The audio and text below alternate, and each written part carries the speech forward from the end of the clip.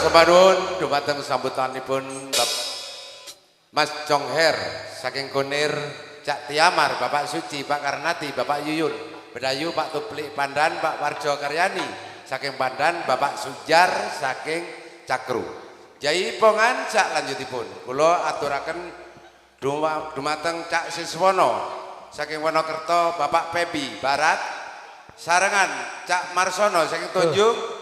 sarengan Cak Nandri Selok Gondang, Cak Lesus Makmur Jatigono, sarengan Bapak Sari Pak Indah Kandangan, Bapak Esa Telutur, sarengan Cak Sutari Anggi saking Telutur, Bapak Asin saking Kandangan, sarangan malih Cak Busir Nopi Jambi Kumbu, sarangan malih Jajak Kian Jiat Santi Bodang,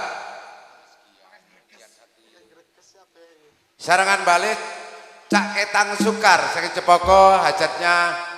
pada hari Selasa Kliwon yang akan datang Tayub Panjilaras. Sarangan malih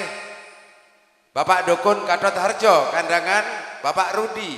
Kedawung, sarangan Cak Ismawan Mojo, Cak Sumsari saking Kedawung, sarangan Bapak Sabar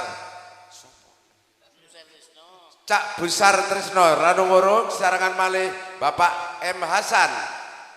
saking Penawungan, Cak Nurman Meninjo, sarangan Cacak Yogayati saking Pakel.